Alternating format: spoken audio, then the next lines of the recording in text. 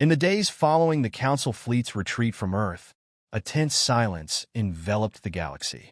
The Council, once unchallenged in its authority, now faced a formidable new reality: the rise of the Unshackled Alliance.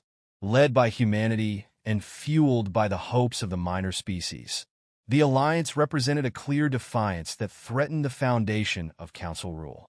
In the heart of the Council's capital, Supreme Chancellor Thack seethed. For the first time in the Council's long history, an alliance of member worlds had openly rejected its authority. Worse, they had dared to resist by standing behind a single species, one that had defied the Council's ultimatum with unprecedented resolve. "We cannot let this alliance stand," Thax declared to the High Command. "Humanity's defiance is spreading like a virus. Even now, Council-aligned worlds question our strength. Our response must be swift and decisive." The Council's inner circle weighed their options. Some argued for diplomacy, a compromise that might soothe unrest before it spread further. But the majority, including Thax, favored a more ruthless approach. Humanity's defiance had already weakened their image.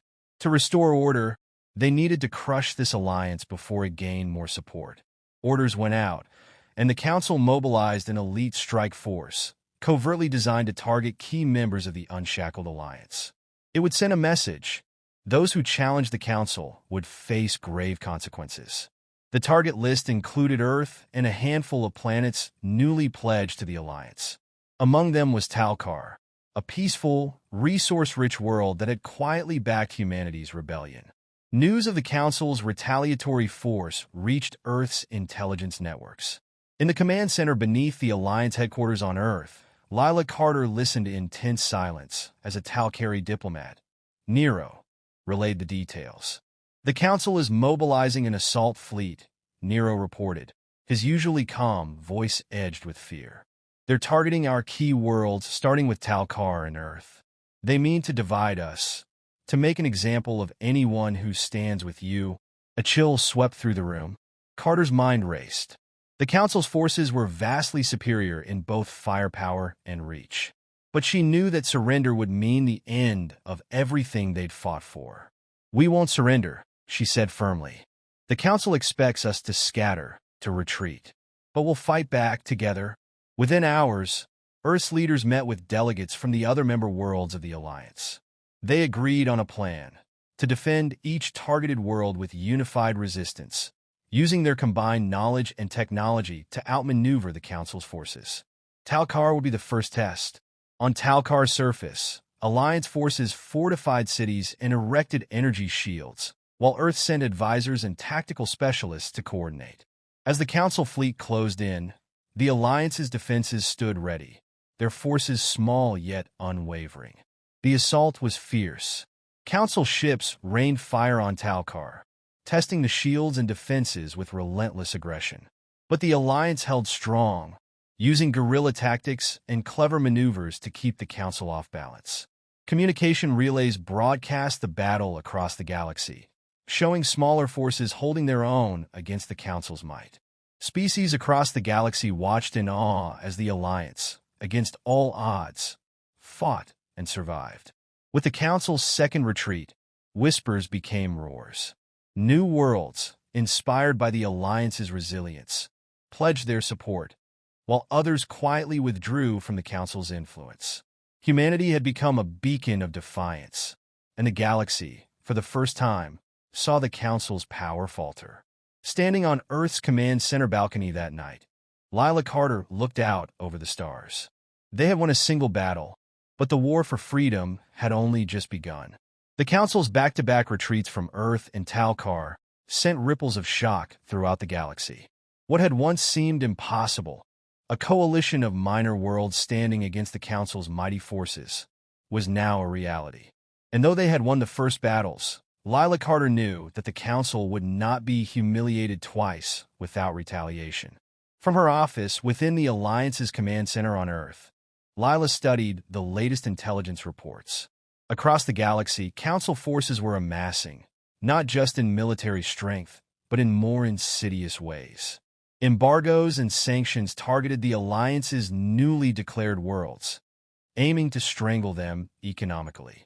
Council propaganda broadcast on open channels, painting the Alliance as reckless rebels disrupting galactic peace. Lila could feel the pressure mounting, threatening to destabilize their fragile coalition. Lila's mind raced. The Council was clever. If they couldn't conquer the Alliance through military might alone, they'd poison it from within, exploiting the vulnerability of their member worlds, many of which still relied on Council resources for survival. In a closed meeting, the leaders of the Alliance debated their options. Earth and Talcar were secure, but the smaller, newly joined worlds were already feeling the strain of isolation. Supplies were running low, and Council blockades had cut off essential trade routes. If the Alliance didn't find a way to support these worlds, their resolve would crumble. Finally, Lila proposed a daring plan. The Alliance would create a network of supply routes, bypassing the Council's blockades and keeping each world connected. It was risky, requiring stealth and cooperation, but if they could smuggle essential goods, they'd give their member worlds hope and stability. The plan was ambitious. Earth's fleet, Talcari ships, and vessels from other member worlds were outfitted for covert operations, modified to evade detection. Alliance pilots, many of whom had never seen combat, volunteered for the dangerous missions, fully aware that capture by the Council could mean imprisonment, or worse. As the operation launched, ships quietly slipped through Council-controlled space, dropping supplies to worlds in need. Each successful delivery became a victory celebrated throughout the Alliance, a quiet rebellion that defied the Council's grip. With each shipment, the Alliance grew stronger, their unity cemented by the shared struggle for survival. But the Council wasn't blind to these operations. Supreme Chancellor Thax ordered his forces to increase surveillance, and soon, Alliance pilots found themselves dodging patrols and scrambling from ambushes. The conflict transformed into a new kind of war, one fought in shadows, where every shipment, every message, carried life or death stakes. Despite the mounting pressure, the Alliance adapted. They refined their tactics, established secure communications, and even set up safe houses on isolated worlds where ships could refuel and regroup. The Council's blockade grew more intense, but the Alliance found ways to outmaneuver it, each small victory stoking their resolve. Across the galaxy, other worlds took note, watching as the Alliance defied the odds and held their own. The Council's grip was loosening, and as their support waned, whispers of independence began to spread beyond the Alliance's borders. On the bridge of her command ship, watching the stars with unwavering determination, Lila understood. They were no longer just fighting for their survival. They were fighting to change the galaxy.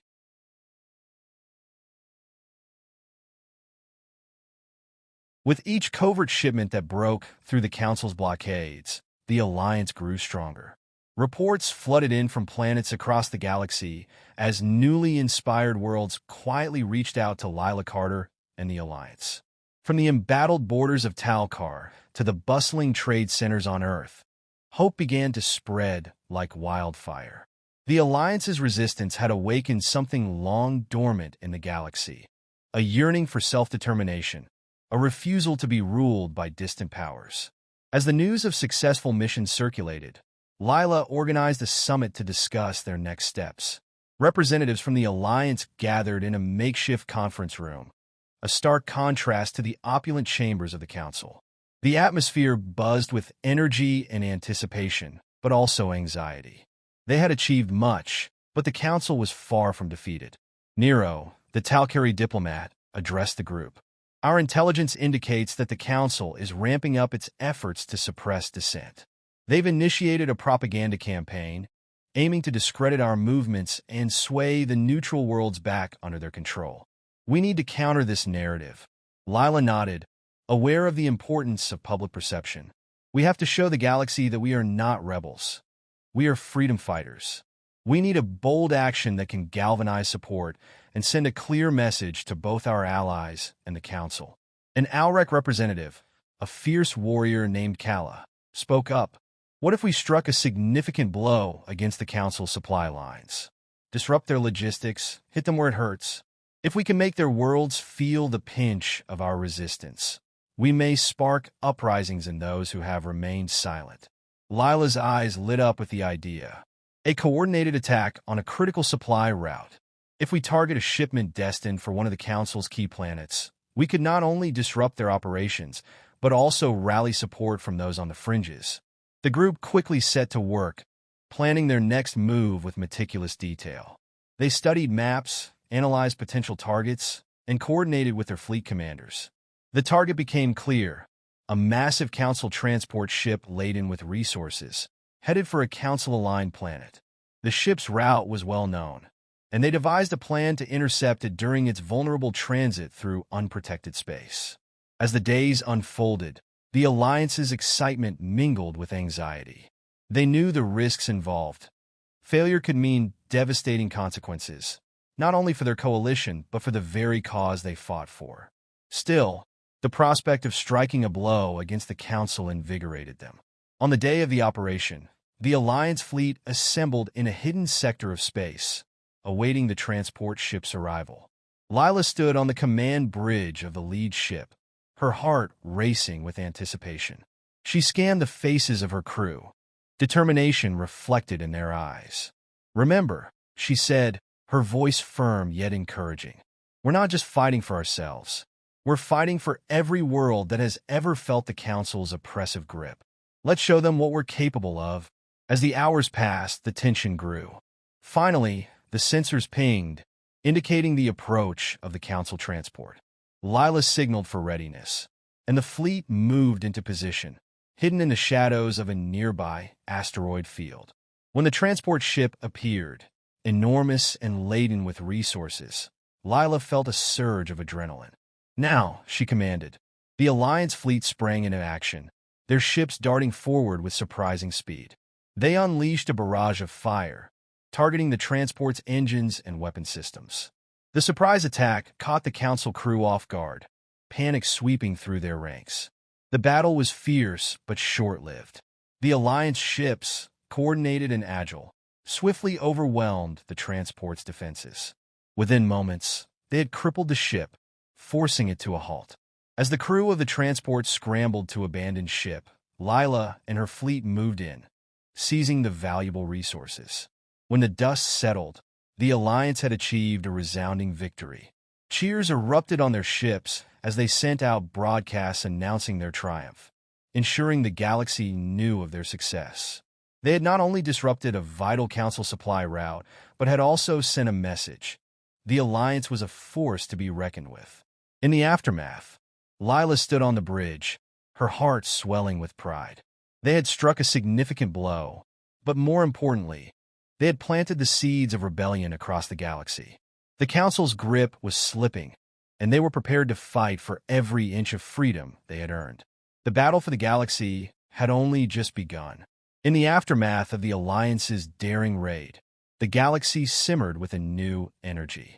The successful interception of the Council's transport ship had resonated far beyond the immediate conflict, igniting hope among worlds that had long lived under the Council's shadow.